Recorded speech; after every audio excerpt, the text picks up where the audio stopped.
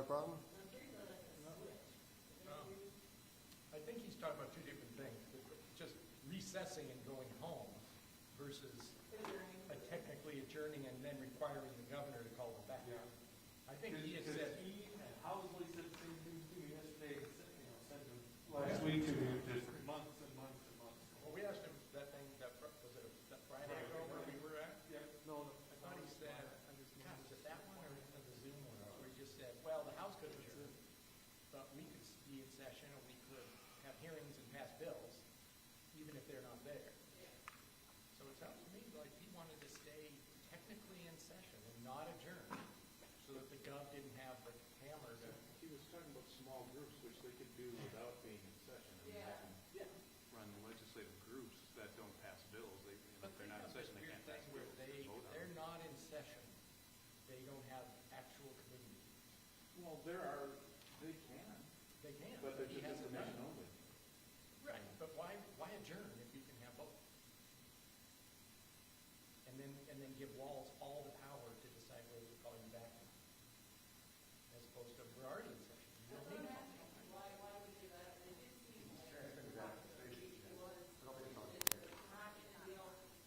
Yeah, it sounded like a short session in his mind. Yes, but the difference between adjourning and then recessing, like they did all spring. They've not set the pattern. They like, Portland kind of like that, where they could just recess and then come back in whenever the four of them agree. But I'm wondering if she doesn't want to give away that that's what she wants to do. Because certainly, if you adjourn, it certainly gives Walz then the power to set up you can come back, but it's got to be 2 days, these can be the only issues, and if you don't agree, I don't know. Okay, so. For this one, but if they adjourn and he has to call it back, then he's already speaking. I want him to have one of Well, those Dave never got public a session. negotiations. But he would always say, it's got to be 2 days to each bill. They go, Were you here for the public negotiation in 16?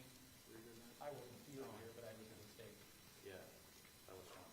It lasted about 10 minutes. That was the one where he and Scout and, stood out. yeah, they just got up and walked away from each other.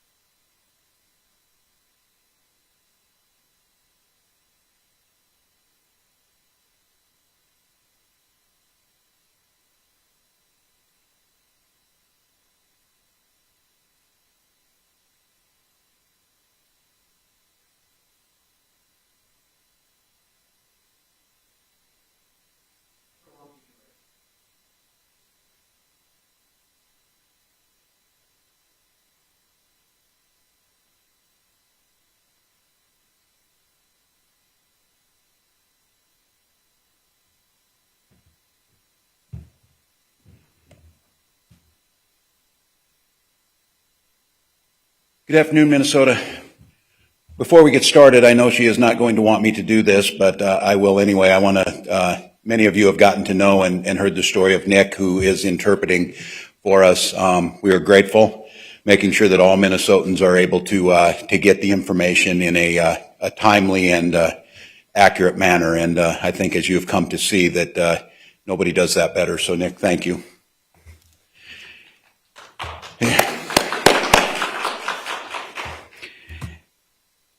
Minnesota, today is the first day of phase 3 of our reopening plan. I want to take a moment to thank those businesses and thank Minnesotans, the restaurants, the gyms, the entertainment venues. A lot of studies have been done, certainly in recent weeks, showing the number of lives that were saved by the stay-at-home orders. But those stay-at-home orders did come at a cost, and it was an economic cost to many of those businesses. So we owe you a debt of gratitude. We certainly hope that the reopening plans and finding a stable place where Minnesotans feel confident and safe to come back, get out into those businesses, get the opportunity to enjoy a meal, to go back to the gym, to participate in retail transactions, all of the things we know that'll help the economy. So we are really grateful. We've said it before. We turn the dial as the data seems to support that. I think all of us are watching intently. 19 states are on the climb. Minnesota is not one of them, climbing back up. And we saw a situation in Arizona that had opened up, Arizona specifically, and now are having to roll back some of those openings. They have now activated their excess hospital capacity and are looking at some of their alternate care sites because the numbers are climbing. So I remind Minnesotans that the pandemic is far from over. It is at a new phase. Our phase in terms of economics, but it is a new phase of us trying to maintain social distancing, trying to wear masks. I would note that we still encourage people who were involved in expressing their First Amendment rights to advocate for change for the murder of George Floyd and for other reasons to get tested. My wife and I were in those streets. We were out with people in front of my house. We were down at 38th in Chicago, and we were at the memorial. We tested yesterday, tested positive. I would tell people it's very quick. It's very easy. We want to bring those as close to you as possible. So we should. Negative. Pardon me? Oh, excuse me. It tested negative. We had this thing, we were joking, I apologize. We were having this thing that negative is a positive in this state. So yes, we tested negative, both of us. I apologize for that. But I encourage people to get out there. We will watch it again, and the way this works is they will probably retest us again in 7 days, and I think Minnesotans should start to see it that way. Our capacity to be able to do that is there now. We are now testing per 100,000 is about as high as anywhere where we want it to be, and this is probably going to be an ongoing thing. So Minnesotans, I would tell you, get tested. If you were out there this weekend and this past couple weeks, please do that. Today I'm issuing the proclamation of calling Minnesota legislature into special session beginning Friday, June 2nd, or excuse me, June 12th. I misspeaking today. Much has happened since we recessed on May 18th. Much has happened surrounding COVID-19, the tragic murder of George Floyd that shook Minnesota, this nation, and the world to its core has happened. We have moved the needle on COVID-19. There's just a lot of differences between May 18th and this coming Friday. And so our priorities are very clear from an administration's perspective: police reform and accountability and economic recovery. We will continue on the COVID-19. Our commitment is strong. Our systems are strong in Minnesota. We're able to continue to move the dial, monitor, provide PPE, and provide what's needed, but with an eye towards if we start to turn the wrong way, we come back. But this moment will not be upon us again. The moment that has been given to us is very clear. I encourage the legislature to prove to Minnesotans, and we have our responsibility to work with you, to compromise, to find bold, aggressive, transformative action is what the public is crying for. Let's show them that democracy works. Let's show them in this moment that what those people did going to the streets makes a difference. Let's show them that by raising up their voices and asking for change, it can come about. Let's show them that even in a divided legislature, those things that draw us together as human beings, the ability to be safe in your community, the ability to trust those that are there to serve you will be there to do that, and that we are not stuck in patterns that continue to repeat themselves generation after generation, that we can change those. The senseless killing of George Floyd is that opportunity. We were on the phone, I'm sure the Lieutenant Governor will talk about this morning with other mothers who had lost their children. We were on the phone with mayors in northern Minnesota. We were on the phone with the NAACP. We were on the phone with other governors. The commitment across the spectrum, both political, racial, economic, for change is undeniable. This special session gives us the opportunity of what Minnesotans want to see us do. Move positive change, move transformational change, and get your work done. Get the work done with respect. So I know some of the questions will come today is how long will this special session be? We need to quit seeing legislating as a time constraint exercise and see it as a results-based exercise. We can leave when we get the people's work done. We can leave when we make sure that we've addressed and started on a path to true reform. We can leave when we pass economic measures like a bonding bill and the rebuilding of these corridors that were damaged. That's when we can leave. And I think that's the attitude going into it, that there's collaboration and cooperation around that. We can build a stronger, more equitable economy. This can impact positively all corners of our state. This is not a metro issue alone. Police-involved killings have a higher percentage outside the metro area than inside the metro area. Inequities in school have an impact all across the state. This is our chance. And this call to a special session is not a call just from me. It's that primal scream you heard from people on the streets demanding justice, demanding it now, and demanding us step into this moment. The community will have the answers. The community will have the solutions. The St. Paul NAACP provided 10 very clear things that they gave to us that will start to address the police accountability issue, but will also address the economic inequities. Very clear things that can be enacted now and can make a difference. And these are generational, transformational leaders that are bringing these to us. So the time to debate and walk away is over. The time to debate, come up with solutions, implement them, and continue to move forward is on us. We can start, and those work is being done now. The People of Color and Indigenous Caucus has put together an incredible package. It has been supported by people across the spectrum, and the work that Commissioner Harrington and Attorney General Ellison has done. Those are being supported by our largest business partnerships. People who know that the way you attract businesses is by making sure they're equitable, making sure that people know that this is a community they want to live in and want to settle in. And that's what this special session can be about. So we've been given a unique opportunity.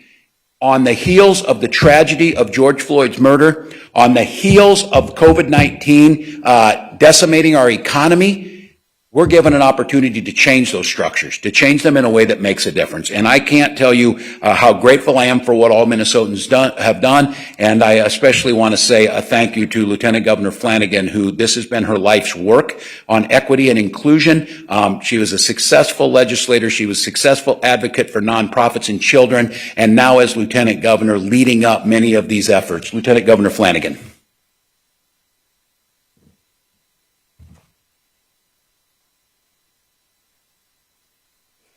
Thank you so much, Governor. Good afternoon, everyone. I also was tested yesterday for COVID-19. I was not positive. I was negative. And would just say for folks who are afraid to get tested, it's okay. It feels like a tickle in your nose. It's over before you know it. Please get tested. So the past few weeks, and months have been some of the most challenging, I think, we've experienced in this state's history for everyone. But the burden of these crises have fallen hardest on the most vulnerable folks amongst us, on Minnesotans who were already in crisis, on those who too often are invisible to decision makers. The COVID-19 pandemic and the murder of George Floyd have laid bare systemic inequities that have been simmering under the surface of our state for generations. And I would argue since the founding of the state.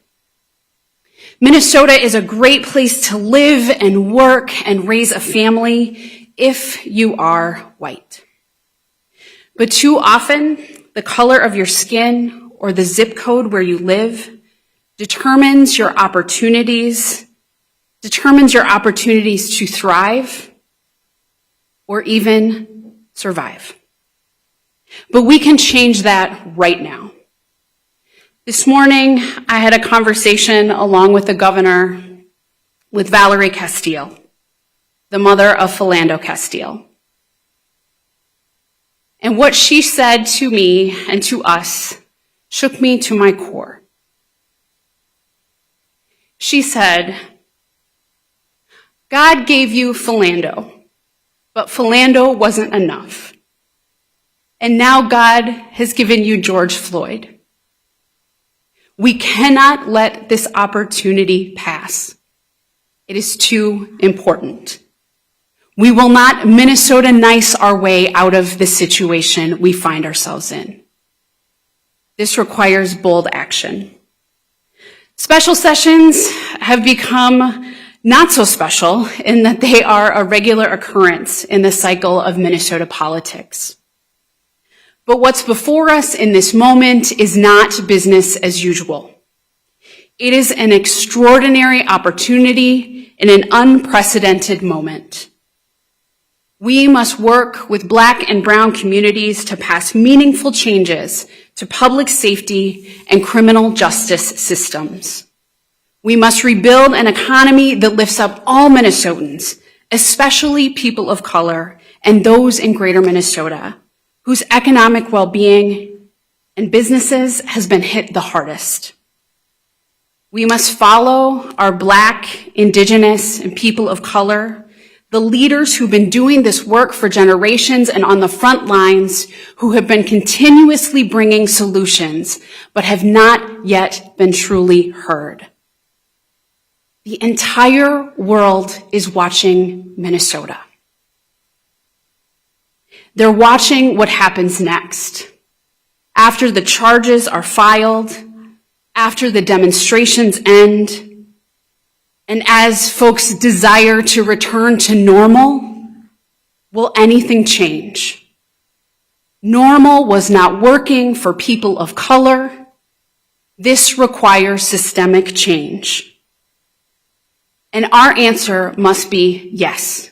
That we are ready to step into this moment, that Minnesota can be a model, and our state can show how we can listen to communities.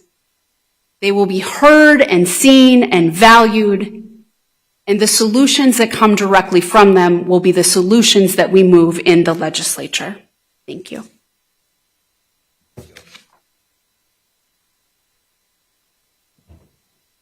With that, the Lieutenant Governor and I are, and we have the Commissioner Harrington here, and we have Myron Franz here from MMB to talk about what's next. So, I was reading your executive order, and down at the bottom, you extend the peacetime emergency. So yes. That's what triggered the session, right? Not your EO? Yes. Well, we are extending the emergency. The emergency is still upon us. And again, Minnesota law is vague on a peacetime emergency extending beyond 30 days. We have taken the conservative interpretation of that says the legislature needs to come back and needs to vote either yes or no. And if they can agree in the House and the Senate, if there's an agreement to stop it together, then the peacetime emergency would be taken off. I would caution against that in that we are still in this. When we started this, if you can remember clear back on March 13th, we talked about we were opening the toolbox that allowed us to do certain things. Those certain things are to allow us to use the National Guard to test at sites across the state. They allow us to waive some of the licensing requirements to put people in positions where we need them. It allows us to lift some of the requirements on trucking, for example, when we needed to move the hogs from Worthington, those types of things. Plus, it accesses $50 million a month in federal assistance. Every state in the union did this. Well over 40 of them are still in this. I spoke with Midwestern governors, Republican and Democrats last night, Indiana, Ohio, Michigan, Wisconsin, and myself. all are in this situation and all are keeping their peacetime emergencies in place because it allows procurement to move faster, because otherwise we would be back with the sealed bid process. It would take us 90 days to get masks in the regular order. And if we end up in a situation like Arizona where we need to react quickly, we think it makes sense. But that is right. And then to finish the unfinished business. Yes. Governor, Senator Gazelka said something that sounded rather sensible, that these once-in-a-generation changes take time. It's going to require hearings. It's going to take, work. Were you signaling a moment ago when you said that we are going to keep on going until we get this done? Are you saying you have all the time you need? We're going to have a session that lasts as long as it takes to get that work done? Yes, I think we should get it done. And saying that these take time, these ideas have been around for generations. These ideas were in our criminal justice reform bills last year that never got any hearings. So the idea that all of a sudden, this just sprung upon us and we had no ideas that we should ban chokeholds, that's been out there for a long time. This is the point where what fueled the rage on the streets was this idea that we'll just wait till there's a better time to fix this, or this is going to. I'm not saying we need to rush headlong, and I'm not saying all this is going to happen overnight, because let's be very clear. Police reform and police accountability is one piece of this.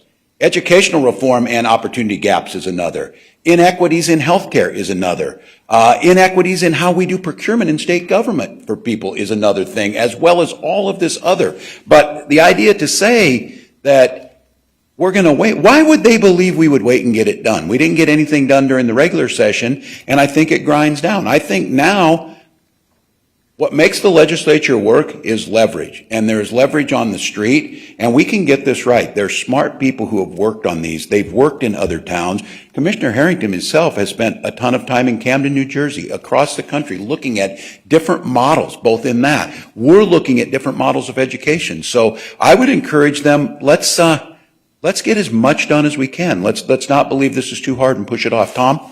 Governor, what do you say to the Minnesotans who say the representatives closest to them, their senators and House members, have no say in a lot of the things you're doing, especially with the economy?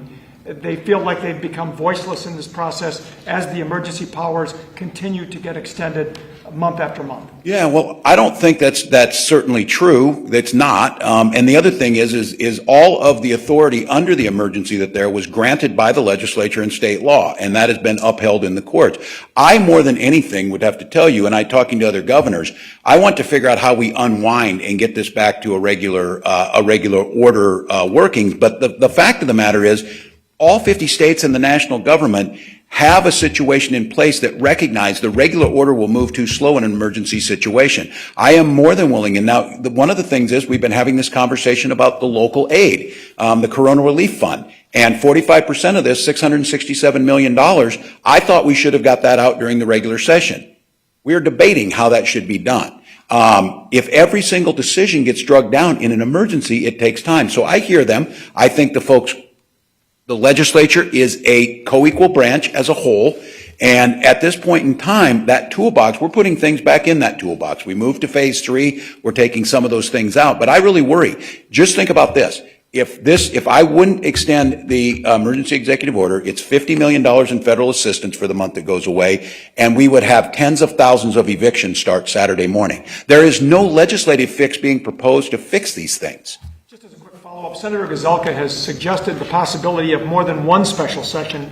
Come back and in the first one do the bonding bill, some COVID-19 funding, things that were already kind of teed up, and then adjourn, and then maybe come back a while later when there's time to deliberate more on public safety and policing. Would you be open to that kind of scenario? Since they I don't want to call the National Guard back to the streets here, because I think that's what would end up happening if we don't address this. I think the sense of urgency around those, I think we can multitask. I would ask them to try and do this. I mean, those things that were teed up in the work that Commissioner Harrington did, those things that were teed up in the Posse Caucus are things that have been heard in years past. Many of them are endorsed, as I said, by the business partnership, not known as a bastion of liberalism on social issues, but they're saying these are things that bring that back. So I think, I'm listening. It may be a series of special sessions, but I would really, really encourage the legislature to not miss this opportunity. The state legislature in New York has already passed a statewide ban on chokeholds.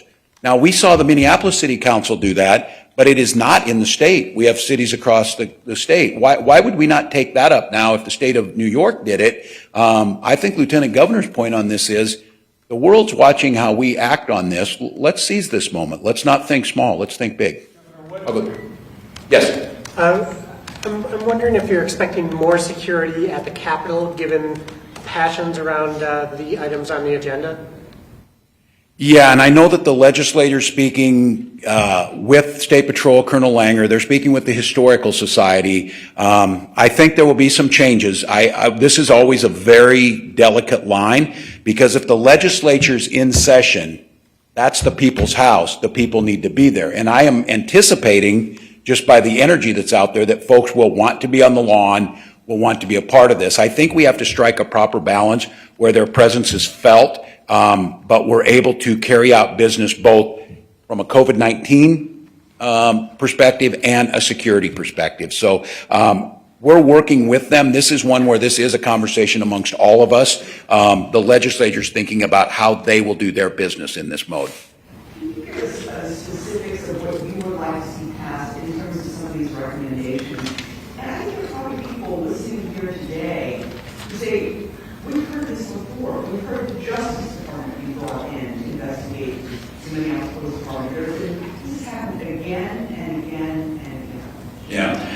What I would say on that is you saw this last week, we took an unprecedented step. The Minnesota Department of Human Rights under Commissioner Lucero brought the commissioner's charge of discrimination against the Minneapolis Police Department. That charge was embraced by the city council and the mayor. They sat down and there was a list of things we wanted to see in the short run. They started doing that. That was the chokehold ban and some of those things. The Posse Caucus, the People of Color and Indigenous Caucus, as long and in conjunction with the work that Commissioner Harrington and Attorney General Ellison, they put forward a set of things. We are not bringing administrative proposals because I think Esme's point is right on this. They've heard some of this, and this idea that legislative leaders are going to step in with their proposals. This is going to have the momentum of the community behind it, and many of those proposals that the Posse Caucus is bringing up, we're supporting that. We're supporting that slate of legislative proposals. We have proposed 22 different changes. And maybe you have some others. What is your top agenda item as far as police accountability, criminal justice? What would make the special session a success if that gets done? Well, I think the use of force pieces in there have to be the first one. I think we have to tackle what scares people the most. The chokehold piece, how we redefine use of force, some of the training that goes behind that, and then the accountability. How are you going to be able to account for it? How are you going to be able to tell what are reports that are done? I think that physical security piece that is very real and you can feel it amongst people needs to be the start. And then the city council in Minneapolis is starting the conversation. How do we envision security in our communities? How do we envision what that's going to look like? And again, I think they've got 22 proposals because the community believes those 22 things will make it better.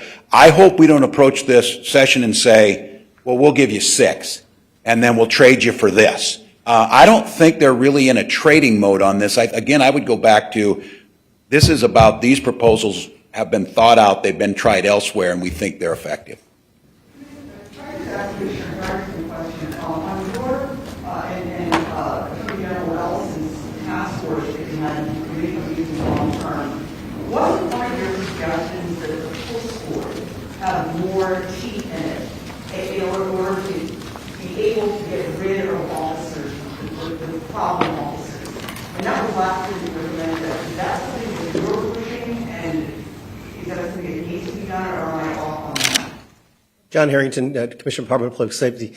No, we still believe that the Post Board needs to be, like other professional regulatory boards, should have the authority to take licenses away. And we recognize that taking licenses away, whether it's suspension, revocation, or other lawful processes, is what you see in boards of medical practice and legal practice. That's how professions regulate themselves, is to make sure that people that do not abide by the rules, who are found to be outside of the norms of practice, should be held accountable. And I believe that's different than what a police chief can do under a collective bargaining agreement in many cases. So from my perspective, the post board has a absolutely central role in keeping good cops good and making sure that bad cops can't practice in the state of Minnesota. That's not the way it is right now. They're not able to get rid of those. You recommended this last year. You're important, leaders of the state. You recommended this. It did not come last year. We looked to make this is somehow transform the post board and being able to do this. Well, I think there are a lot of good reasons to be guardedly optimistic, and you know me, guardedly optimistic is probably as good as I ever get. We're in the midst of a change. The executive director at the Post Board has changed. The leadership, the chair of the Post Board has changed. I do believe that there is an appetite for change that there might not have been there before. I also think that the George Floyd murder is absolutely a change, a moment of change for the profession. It's a moment for change for the community. It's a moment that has changed our world.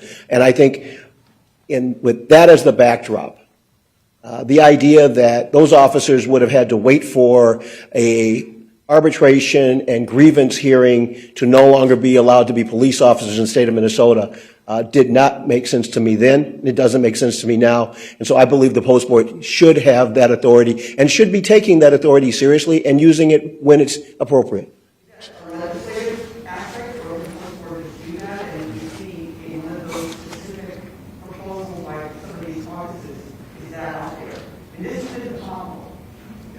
I believe that it's a yes and. I think the Post Board can make some of those changes internally, but I think that some of those need to be supported as part of a legislative package. And I know there was questions from the legislature last year in the Criminal Justice Committee that asked about pushing the Post Board to be more assertive in doing that. We heard from chiefs of police when we were doing the Reducing Deadly Force working groups who said that they believed that the Post Board needed to be more assertive in using their authority because they were seeing themselves overruled by arbitrators in cases where they believed that the officer should not have been a police officer anymore.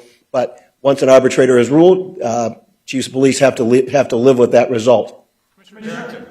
Commissioner, were you surprised by the $13 million cost of the National Guard? And have they all now gone home, or what is the status of the Guard right now? I was not surprised by the $13 million.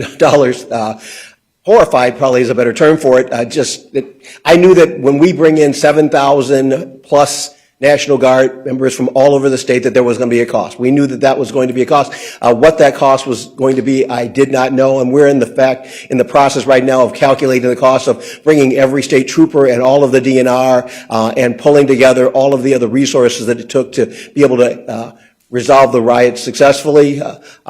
So that would be the first question. Second question is, the Guard has been here since the beginning of the COVID piece, working in conjunction with public health to do swabbing and to help move resources. And so the number of Guard members that are still here in the cities that are working on that mission has not changed. The number of Guard members that were brought into the cities to deal with the riots has been reduced substantially at this point. I believe they have all been returned to their original assignments. Follow-up, are you aware of a threat that is making its rounds on social media to the Christopher Columbus statue on the grounds of the state capitol in about 90 minutes from now? Groups saying they're going to come and try to take it down? Yes, I am. I've heard that through social media. Colonel Langer and his staff plan to be out there to meet with the groups, to explain to them the process that is already in existence for if you want to have a statue or you want to have something removed from the Capitol grounds. There is a lawful process for doing that. And we will be out there to meet with them to have that conversation about if this is something that the community wants and the legislature agrees with and all the parties that have to be part to that decision, then there is a lawful process to do that. But we plan to be out there to meet with them this afternoon. Governor, should the state consider those, should we revisit some of these statues? I know this has come up in previous years. Is there going to be a renewed interest in things like Christopher Columbus? Yes, I think we should. I'm a geographer and historian by trade. I would go back to your earlier question, Dom, on the cost of the National Guard. It didn't surprise me because my full-time job was that at one time. I was a service sports specialist that figured these out. I think people are now maybe don't understand the complexity of what happened to move that many people in. But this question around symbolism is important, and I don't think we need to see it as a division. We know it came up with Bate-Makaska. It came up with Fort Snelling at Badote. These issues come up because they matter. And I would just say yesterday I had a long conversation with our sovereign tribal leaders. And Chairman Jensvold is the chairman of the Yellow Medicine Band of Dakota, Upper Sioux. And he says every time he watches, we're friends. He gives me advice, and I very much trust him. He's wise.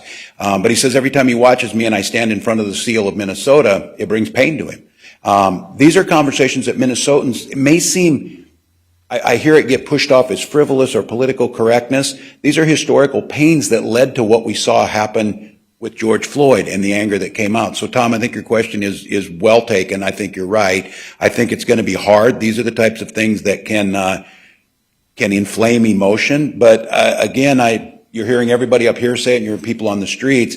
Our emotions are inflamed pretty well. Now we better start having those honest conversations. I missed you, Jesse. Sorry, and then I'll go back. I'm curious about, because this is a moment of change, what you see as the role of police unions in Minneapolis and statewide in either pushing forward or potentially blocking this change? That's a great question. I think all of you know that the challenges around this, and it's no secret. I am a lifelong union member. I've stood by my support. I believe unions have helped create the middle class and create workplace safety. But I also know that unions, when they're working right, would have been a union there to protect George Floyd, not to protect a police officer who went rogue. And I think it's going to be important for those of us who are union and supportive of it and see the value of them to stand up and say we cannot craft situations that shield inappropriate behaviors or the inability to be able to move people. And I know this is scary talk. If you're a union member, when you're talking about collective bargaining agreements, when you're talking about arbitration, some of those things, these are the core that holds things together. But I mean, when the first comment from the union was a pledge to get these officers their jobs back, not to find out justice and see if they did it, that's wrong. And I can tell you, as a union teacher, the person who's most angry about a bad teacher is a good teacher down the hall. And what I think is the role of the unions and the role of the teachers' unions is for those police that understand that they're going to have to speak up. This moment is not going to go unchallenged. So I think there's a role there. Would you support any changing state laws and mining arbitration? I think we have to look at it, and I am willing to say, and you've heard me say this many times, and I think it gets me in trouble, but I think it's an honest way to answer things, is we have to be prepared to put every solution on the table and debate them that way, even though that starts to challenge us. And I know there's folks that when they hear that, they're like, well, what is that going to do to us? We're speaking specifically around police and police unions. So I do think if there's things that state law is holding up from fixing the problem and has leading to more of what we saw 2 weeks ago on the streets of Minneapolis, then we do have to fix that. Yes. Governor, I have two questions, and I hope you'll permit me a latitude. One's off topic, one's on topic, and it's for Commissioner Harrington. Sure. Let me ask the off topic one. I don't want to run out of time. Sure. The Supreme Court ruled that the Sick and Safe Leave Act is absolutely fine. Yes. The city can go ahead with it. That's going to open the door to at least 137 charter cities looking very seriously at this. The problem that the Republicans have had is the idea of a patchwork. Is it incumbent now on the legislature to have a unified statute that deals with this? Is it time to make that happen? That's Yes. my first question. From our administration's perspective, yes. Safe and sick time is something that we advocated for before we were given the privilege of this job. It is something that the Lieutenant Governor made a passion about, and she and I have talked extensively about this issue. I think now is the time, and we especially saw it during a pandemic of why it makes sense. It is now supported by the Supreme Court. I do think the business community's fear of a patchwork of regulations is a legitimate concern. I simply take a very strong position of not preempting local authority when you can help it. But we know that when these patchworks get, or when you see what's happening in COVID-19, it helps if we have a unified strategy. So, yes. Thank you. Commissioner Harrington, on the use of force, I've not seen the language as codified, but I had Chair Mariani describe for me what he wants to do to change statute on the use of force. And part of the language he wants to add is that the factors of how did he put it? That a person's humanity and their human rights and the sanctity of life would be part of the determination. You've been a police chief. How would that work? Is that a practical addition to the statute? Not only practical, it's already an application in Camden. And it's been an application in a lot of, I can't say a lot of different departments, it's been an application in several other departments. It was part of our working group recommendations that every department should, at its core, state that the sanctity of life is a fundamental premise that we use force around. And I'll give you the example. I'll try and keep it to a short example. There's a film piece that I saw when I was in Camden. There's a man with a knife, walks into a little pizza store at night. He slashes at a couple people in the pizza store and then runs out the door. In most departments around the country, if you're within 20 feet of that, you would have ended that with a gunshot. In Camden, what they did is they surrounded him with cops, with tasers. They made sure that no members of the public could be harmed by him. They got him into a position where they could take him to the ground successfully without killing him.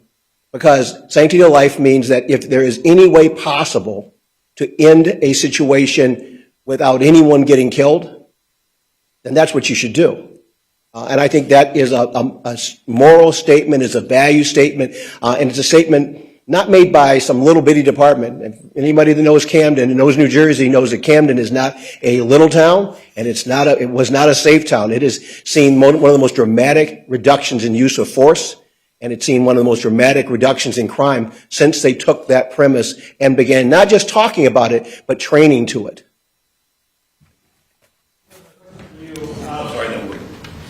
The peacetime emergency, under what conditions would you end it?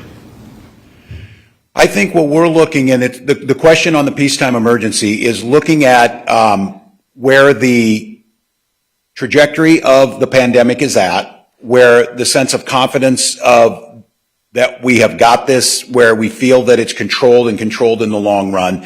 I think when we feel like the supplies are there, and I'm asking, and this was a question I asked the other governors, they're all having a hard time figuring out how they unwind this too. So I want to be very clear. I think this is a valid question. I think in this country, this has never come up where we've had 50 states, over 90% of them still in a 90-day emergency situation. The emergency still exists, but how do we create a structure that is a very valid point of starting to unwind some of those so they're not done by emergency act? I think that's why you codify some of these things. I'm really worried. The example being the evictions. How do we get a protection in there? How do we make sure that once we wind those down, the protections stay in place, but we get back to a normal place? So we're going to look at where the pandemic's at, but I'm also going to send over some suggestions of what the legislature can do to let me unwind these things and switch back out of this. Because at this point in time,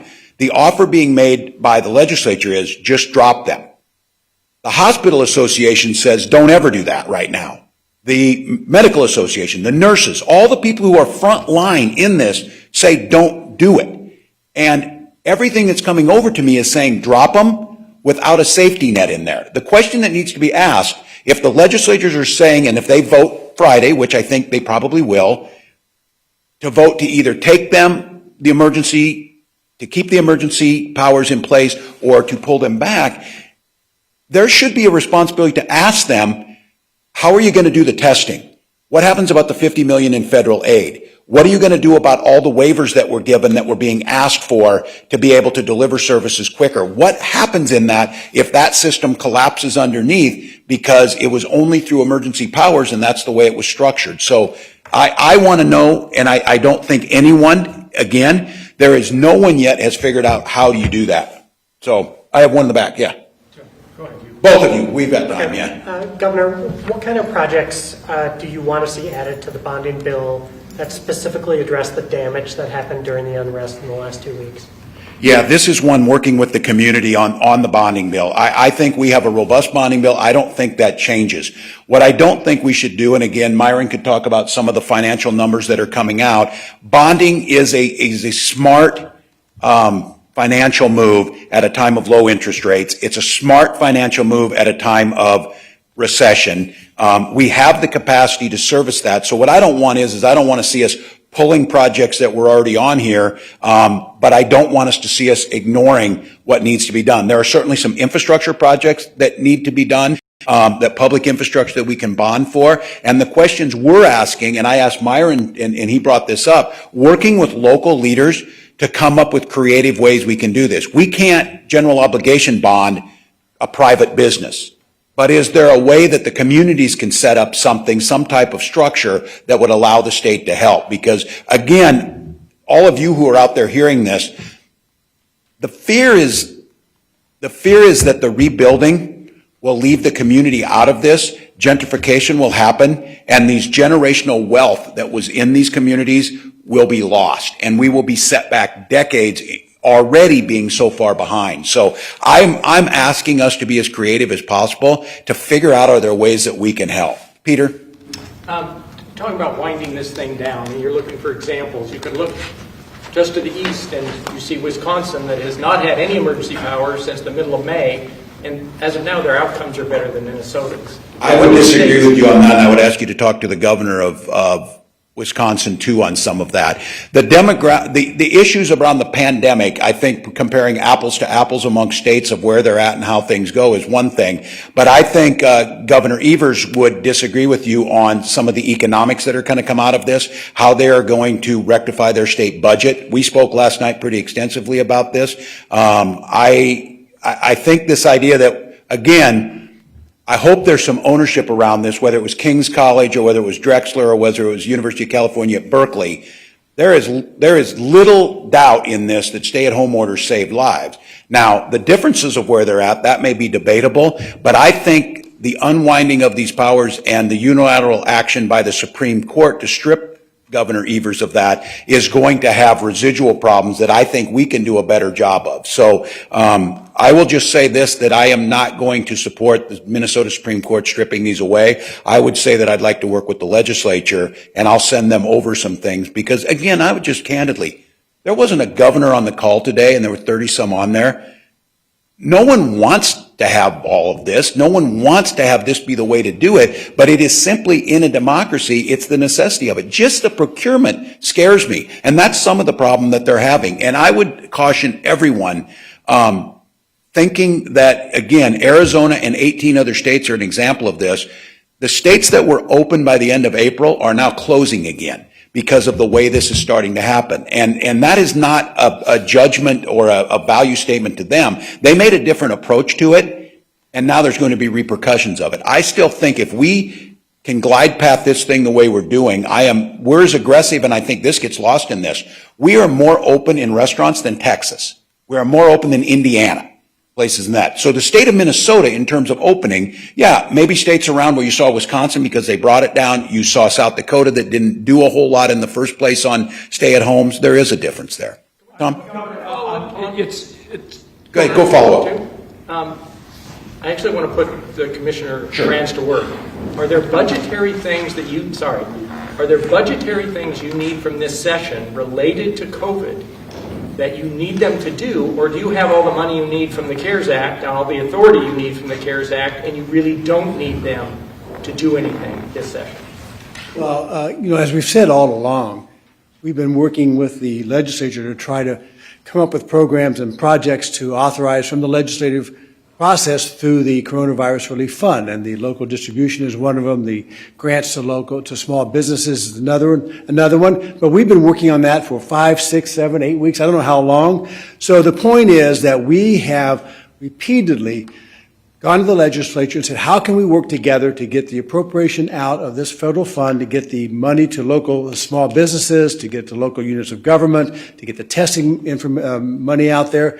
But we're at a point now that we really need the legislature to take action this coming week or next week, because we're in the middle of an emergency and the money needs to be out there now. And so there is a point that we have the authorization to spend the money through the Legislative Advisory Commission process, but we're trying to work with the legislature to use that as the primary method to get the money out. Commissioner, I have a quick question for you as well, and then one for the governor. Any update on the budget since a month ago when we had a $2.4 billion deficit? Do you have more numbers that you can look at as you go into a special session? I always have more numbers, right? That's my job. So as today we released the revenue report for May, and for those of you who saw it, very, very small difference in our projection on May 5th to right now. So the revenues are holding fairly close to what we thought they would when we did our budget projection update on May 5th. So that's the good news, is it seems to be, the pattern seems to be holding. Now we're seeing some erosion of the economic outlook on a negative basis. Our consultants, IHS, have downgraded the overall GDP growth to now a negative 0.8% this year for 2020. They started off in April at 5.4%. So the fact that we're holding steady with revenue is a good sign, but we're still a little early in the process. And then, Governor, a quick question for you. I realize it's only day one of phase 3, but a lot of antsy Minnesotans are wondering, looking down the road to phase 4. Yeah. Any better idea of when that might happen, a bigger capacity at a lot of these businesses? Yeah, and again, we're going to start to get some ideas what happened on Memorial Day, what happened over the last 2 weeks of being on the streets. It feels to me like this thing is plateaued. If that's the case, we want to think about some of those numbers being up. We want to think about competitive, especially youth sports, some of those camps, those types of things, and then professional sports, of how that's going to look, maybe without an audience there, but certainly start to talk about that. I think we're, just like we did this last time, we're already looking at that right now. And if there's the capacity to start to see some of these numbers, I would certainly think our goal would be, as if it holds the pattern that we're in, July 4th would be one to try and get to that, or before July 4th to get there, and then that gives us an opportunity. But again, I say this, that it's going to be dependent on where the numbers are. Again, I'm looking at the economies of some of these states. The thing that's a challenge is, just because they opened up doesn't mean the businesses came back. We're still seeing that it's that trust piece of it. But our hope is right now we start working with them, start expanding. But again, when you look across the country, Minnesota is certainly in the upper half of things that are open. It's easy for us to forget that there has been no activity at all in New York until today, zero in many of these states. And again, like I said, Texas will open up 50% of indoor restaurants on the 15th of this month. July 4th or earlier? I hope so. That's my hope. You hope for earlier? Yeah, I would hope earlier if we can, to look at it. I mean, we're already here to the 12th, but I would hope if things start to hold, we should have a pretty good idea by about the 20th or so of where we're headed. Esme, yeah. I was asking, what do you say to the people on Lake Street and the Midway neighborhoods, when I say Lake Street, that key stretch, you sit down there, Yeah. it's decimated. Yes. What's the plan? Where is that going to come from? Body money can be used. I mean, I think people want to hear some specifics. Well, that's where the legislature, we're going to have to figure this out. And I am not convinced bonding money can't yet. If a way to figure this out, we're asking people to be creative. But from philanthropy, from the community themselves, there's a strong desire to come back. I was down there with Chris Montana, who has Denord, the distillery, and he said he's a young guy. He's super excited when he started his business. He said he's more encouraged now to come back, but one of the cautions he gave me, and I do worry about this is where we're going to need a lot of help. He talked about how undercapitalized all these businesses were, and that it usually costs about $1 million to open a distillery. He was able to figure it out and be successful, he said, on about $60,000. So we've got some really great entrepreneurs, but I think our message has to be is, both the economics will lose in this, but the culture that was built up. There's a real fear that land will sell cheap. We will raise all the buildings, and gentrification will come in and build back up, and we will lose those communities. So they're talking housing, rebuilding, and we're going to have to figure that out. If we leave those areas to their own devices, the issue on systemic racism will continue to get worse. With that, I would just say to all of you, and again to the legislature, you're coming back Friday. We got a lot of smart thinkers over there. You're close to the ground. You're hearing from people. Minnesotans and the world want to see change. We are given a gift of that opportunity in a democracy to be able to do that. Our pledge as an administration is to work closely with you, to compromise when it means getting things done, but not compromise our values, our sense of urgency around these reforms. And I don't think anything happens by chance. For those maybe not familiar, Minnesota has kind of an archaic pardons board system, and we meet twice a year. And the pardon board consists of myself, the Attorney General, and the Chief Justice of the Minnesota Supreme Court. And people can apply for pardons once 10 years has passed. They can apply for a pardon extraordinaire. They can apply for a commutation, something that hasn't been given in Minnesota in 3 decades. We issue fewer pardons than almost any state in the nation. It was something along with sentencing reform. I asked the legislature to look at it last year. They didn't do it, so I used the sentencing board to make some moves there. So Friday, we will meet. I would encourage all of you, it's usually in person, it will be on Facebook Live, to watch this. You will see the pain of humanity. You will see the attempts at redemption. You will see the state sovereign opportunity to grant clemency, to grant reprieve for people. It is powerful. It is heart-wrenching. You will cry when you watch some of these stories. You will be angry when you watch some of these stories. But this Friday, something for the first time in Minnesota's history is going to happen. For many, many years, there have been people that understood what happened 100 years ago this coming Monday in Duluth, Minnesota was a stain on this state. 3 black carnival workers were lynched in the city of Duluth, Minnesota, June 15, 1920. Another was arrested and sent to prison, was released after 4 years when the judge and the prosecuting attorney said there was very weak evidence about that. That gentleman's name was Max Mason. He avoided the murder of his 3 fellow workers, but Max Mason had that rape of a woman on his record. And starting years ago, there was an attempt to try and issue a posthumous pardon. Minnesota has never issued a posthumous pardon. The 3 members of the Pardons Board 6 months ago agreed that we would hear Max Mason's appeal for pardon this Friday. Thinking about what happened between that time 6 months ago and now, and the fierce sense of urgency of rectifying a historical wrong is upon us. So I would encourage Minnesotans once again, there are numerous opportunities being presented to this state to come face to face with our past, to correct and bring out our better angels, and to show people that we're truly committed to moving forward. Friday will be our first opportunity, and then in Monday, the city of Duluth will commemorate solemnly the 100th anniversary of that lynching. So I would encourage all of you, pay attention on Friday. It's a big day. The legislature's coming back into session. The Pardons Board will meet, and Minnesotans will be in the eyes of the world to see if we are truly committed that this is a one Minnesota where every single person counts. So thank you all.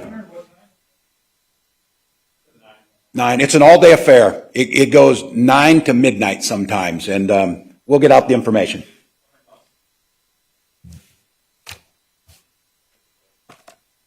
Somebody's phone's John or Myron? Yours. Thanks, Becky. Good job. Thanks, Nick. Thank you.